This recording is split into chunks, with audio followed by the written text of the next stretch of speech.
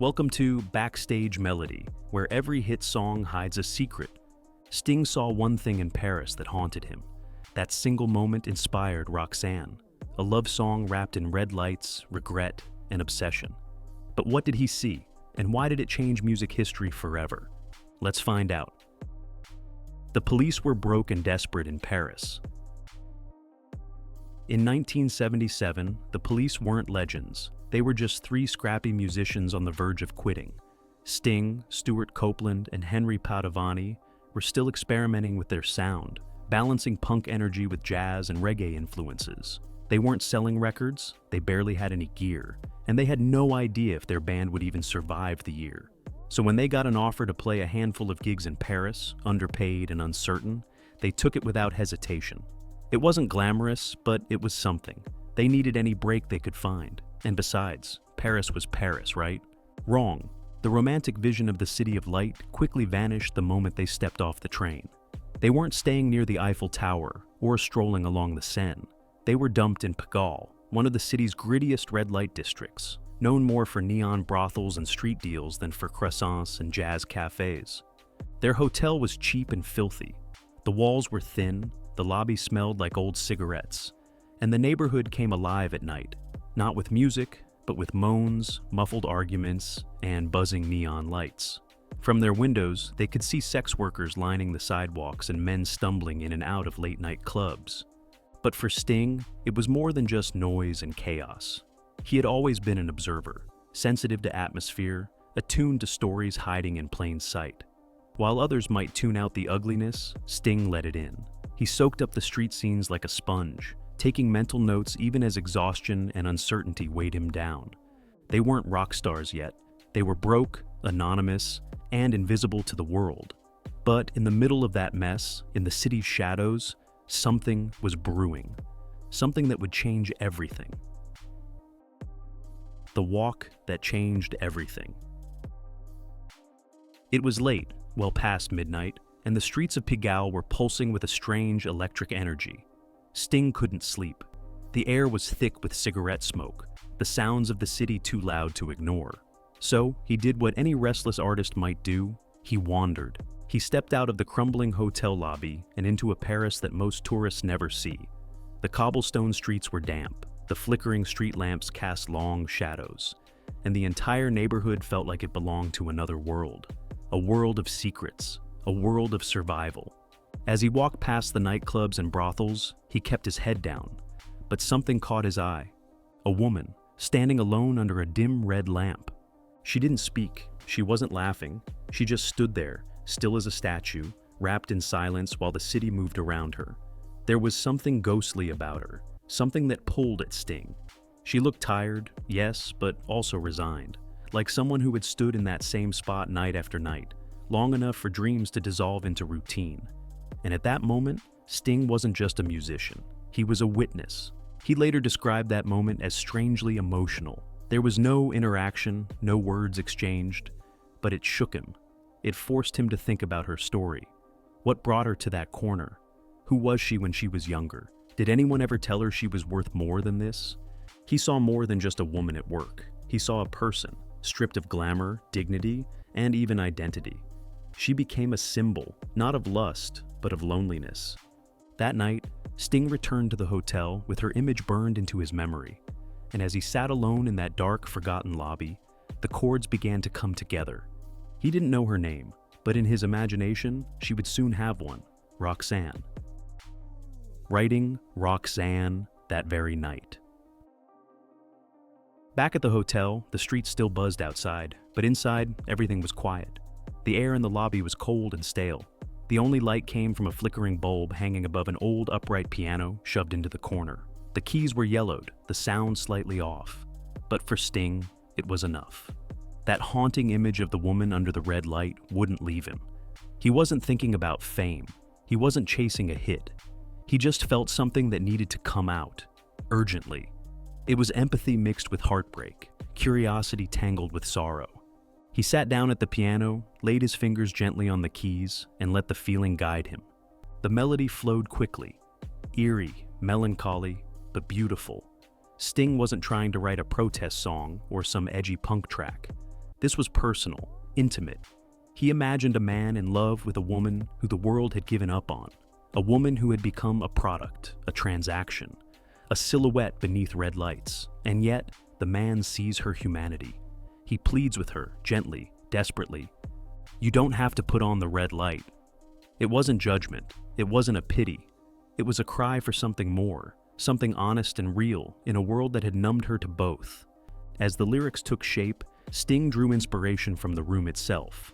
On the wall of the hotel lobby hung a vintage poster of the play Cyrano de Bergerac.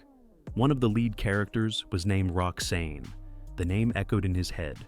Romantic, tragic, French. Perfect. He added the extra N to modernize it, Roxanne. And just like that, she had a name. The song poured out in just minutes. Sting later said it felt like it wrote itself, as if the music had been waiting for the right moment to appear. What started as a quiet walk in a rough neighborhood had now become something else entirely. A haunting ballad about love, longing, and the hope that someone might be seen for who they really are. That piano, those chords, that name, Roxanne, would soon change his life forever. Why their record label thought it was a mistake. When Sting played Roxanne for the rest of the band, the room fell quiet. It wasn't like anything they'd done before. Up to that point, the Police had been leaning hard into the punk scene. Fast, rebellious, aggressive. Their sound was raw and jagged, designed to punch listeners in the face. But this was slow, software intimate. It had a strange elegance to it. A reggae-inspired rhythm, a pleading falsetto, and lyrics about a man begging a sex worker not to sell herself anymore. That wasn't just a genre shift. It was risky. Still, they recorded it. Sting's vocals were cracked with emotion, and the instrumentation was sparse but gripping. But when they brought the final demo to A&M Records, the reaction was ice cold. Executives didn't know what to make of it. A song about a prostitute, sung with tenderness instead of irony. There were no crashing guitars, no angry political lines, no stadium-pleasing hooks. Just this haunting, vulnerable ballad that tiptoed into emotional territory no punk band had dared to touch. To make things worse, the demo started with a bizarre, clunky chord, caused by Sting accidentally sitting on the piano keys before recording. The label thought it was a mistake. The band thought it was ruined. But that wrong note, it ended up staying. It became the song's offbeat signature, an unintentional preview of the tension that was to come. At first, no one believed in Roxanne. It didn't fit any category. It wasn't radio-friendly. No one wanted to risk backlash from stations or conservative markets. A song about a sex worker in love? It was too much for 1978. The label shelved it. DJs passed it over. Even in their early shows, the song sometimes confused fans who expected high-speed rebellion, not whispered heartbreak. But Sting believed in it, deeply. He fought for the song. He knew it wasn't just about a woman. It was about seeing someone the rest of the world had stopped seeing. And that message, he felt, was too powerful to bury. Eventually, after months of rejection, Roxanne was re-released in 1979, and this time, people finally listened. A song of pain, hope, and judgment. When Roxanne finally hit the airwaves, listeners didn't know what to expect. Was it a love song, a warning, a fantasy? It didn't sound like the angry punk tracks of the era, nor did it follow the polished love song formula that usually dominated radio. It was something else, something more raw, more conflicted. At its core, Roxanne wasn't about possession. It was about desperation, about a man who couldn't bear to watch someone he cared about keep degrading herself, even if he had no power to stop her. His plea, "You don't have to put on the red light," wasn't a command. It was a cry from someone who felt helpless. A man in love with someone society had labeled unlovable. This gave the song a strange duality. On one hand, it was incredibly vulnerable. On the other, it was painful to hear, because it exposed a deep, almost uncomfortable truth. Love doesn't always come wrapped in fairy tale endings. Sometimes it shows up in the dark, in places no one wants to look. Sting later reflected on the meaning of the song, saying it wasn't based on a real relationship. He didn't fall in love with a sex worker. Instead, it was a fantasy of emotional rescue, a projection of empathy onto someone society had cast aside. It was a song about wanting to save someone, even if you couldn't. And that fantasy hit home for listeners around the world. Many people saw themselves in Roxanne, not literally, but symbolically. The red light became a metaphor for all the ways people sell themselves short, the compromises we make, the masks we wear just to survive. And the song's narrator? He became the voice of every person who ever wanted more for someone they loved, even if that love came with pain. But the song also stirred unease. Was it romantic or controlling, compassionate or condescending? The ambiguity was uncomfortable, and that's what made it so powerful. Roxanne didn't hand you easy answers. It made you feel, and it made you think. And in the world of disposable pop lyrics, that alone made it unforgettable. Controversy and misinterpretation.